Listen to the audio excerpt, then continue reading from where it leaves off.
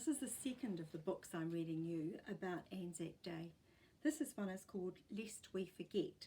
It's written by Fiona Tuako and it's illustrated by Elspeth Alex Batt. It's a lovely scholastic book. Lest we forget. War is stupid, mumbled Tyson as he slammed the last photo album shut. He pushed it roughly back into the box and slapped the lid down hard. There was no way he was going to the dawn parade with Mum and Papa tomorrow. Why celebrate something so terrible? Nana looked in on her way past. Did you say something, dear? She asked. Just talking to myself, muttered Tyson. He shoved the box back under the bed and followed her down the hall. Mum was pouring cups of tea. Great Gran sat beside her, shakily arranging the biscuits on a plate. Tyson waited for Nana to take her place and then he sat down too. What have you been up to? Asked Mum. Nothing much, Tyson shrugged.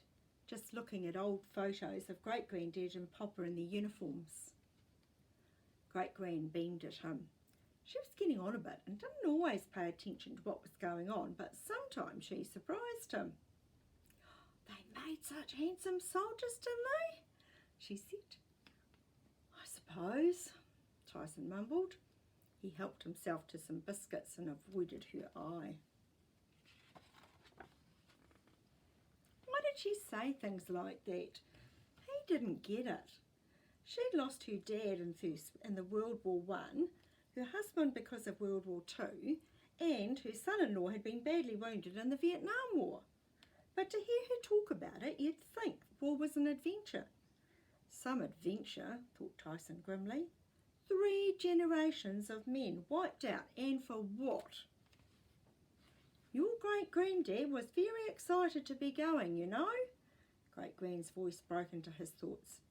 He'd never been more than 50 miles from home before. He saw it as his chance to see the world. Mum and Nana smiled at each other and nodded. Tyson grunted, but no one seemed to notice. Great Gran's eyes were misty with remembering. There was a chance he never thought he'd have, she said quietly. The First World War was supposed to have been the war to end all wars. They called it the Great War then, and the Depression had been so hard on him, not being able to find work to support his family. He said he felt like half a man. Joining the army was a way for him to feel as if he was worth something, like he was part of something important. What about you and Nana? Snapped Tyson.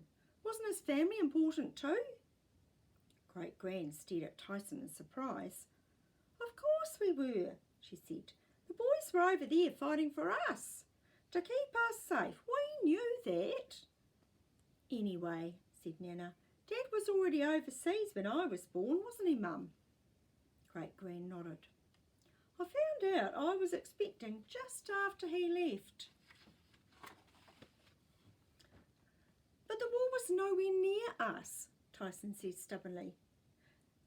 Our soldiers died to keep Britons safe, not us.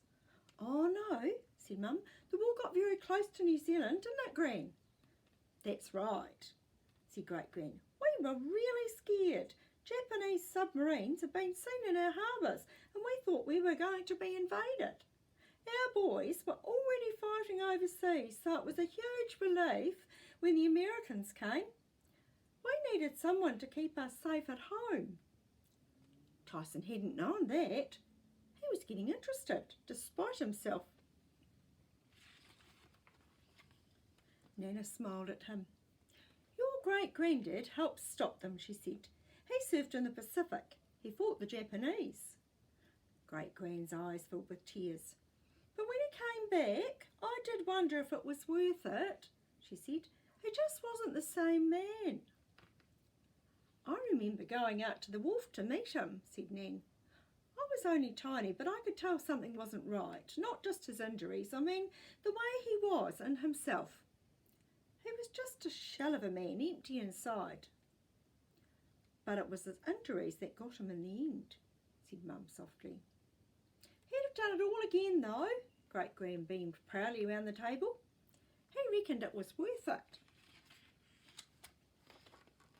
Nana gave a little laugh. That's not what Mick said when he came back from Vietnam. She smiled sadly at Tyson. Your papa thought he'd risk his neck for nothing. How come? He asked. After the World Wars, returning soldiers were treated like heroes, Mum explained. Everyone thought that they were brave and they had done their duty. But by the time your papa signed up, the world had changed. People didn't glorify war anymore, and Vietnam was a country we didn't know much about. A lot of people thought we should have stayed out of it.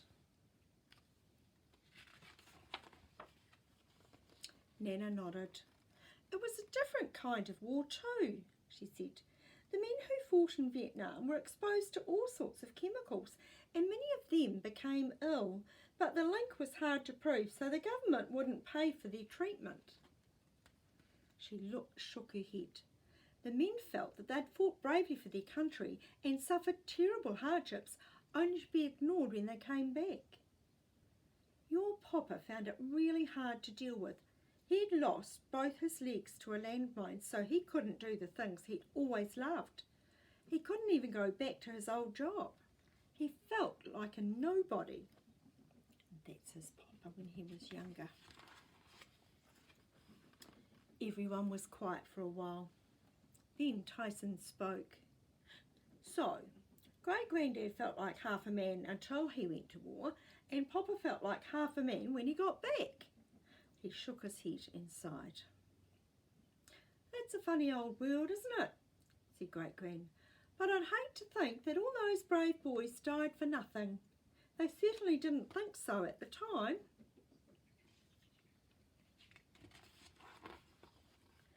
The next morning, Tyson was up at 4:30 a.m, getting ready for the dawn parade. I thought you weren't coming, Mum said sleepily as she hauled on her coat. I thought you were against war. I am against war, said Tyson, but I'm for Papa. I'm going to the parade to support him, not to celebrate war. Mum looked at him thoughtfully. Good on you, son, she said.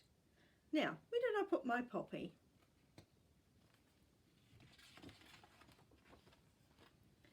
By 5:30 a.m, Tyson had pushed Papa's wheelchair into the ranks behind the pipe band. Everyone was listening carefully to the man standing out in front. He wasn't in uniform, but he had lots of medals, and he was calling out instructions like some sort of sergeant major. When he bellowed, "Attention!" Tyson and Mum froze, and Papa sat up straight. And then they were marching. The pipe band played and led the way, followed by returned servicemen, sea cadets, territorials, and the biggest crowd Tyson had ever seen. He felt proud to be part of something so big, even if he did hate war. He glanced over at Mum and was surprised to see that she'd gone a bit watery. She must be feeling it too, he thought. Down the main street in the dark they marched, across the bridge and around to the cenotaph. Tyson made sure that Papa got a place out in front. After all, this parade was for him. There were hundreds of people there, thousands maybe, but you could have heard a pin drop. Even the little kids were silent. They seemed to know that something very important was going on. The ceremony started and a voice began to talk about the various wars New Zealand had been involved in, starting with the New Zealand land wars. Tyson was surprised. This wasn't the pro-war speech he'd been expecting. The voice spoke of the bravery, terror and hardship of that war, about what it had meant to people and how it had affected their lives.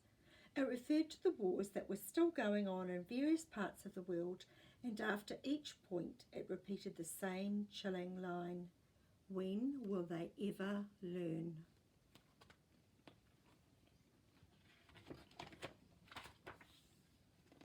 When it had finished, The voice prayed that everyone had indeed learned from the valiant efforts of those who had gone before, that their lives had not been given in vain, that the time of peace would start right here, right now. Amen to that, thought Tyson. This was what 3 generations of his family had fought so hard for. He wouldn't forget.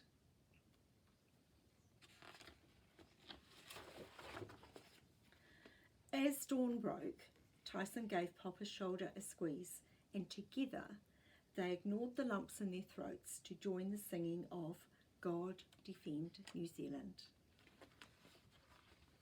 Every year on the 25th of April, we as New Zealanders commemorate those soldiers who have gone before us, those soldiers who gave up their lives and who still fight for our freedom as a country. We wear the poppy because it is found in fields in France and Belgium and in Gallipoli, where our soldiers have fought. This is a reminder to us of those who have lost their lives and for our want for peace for the entire world.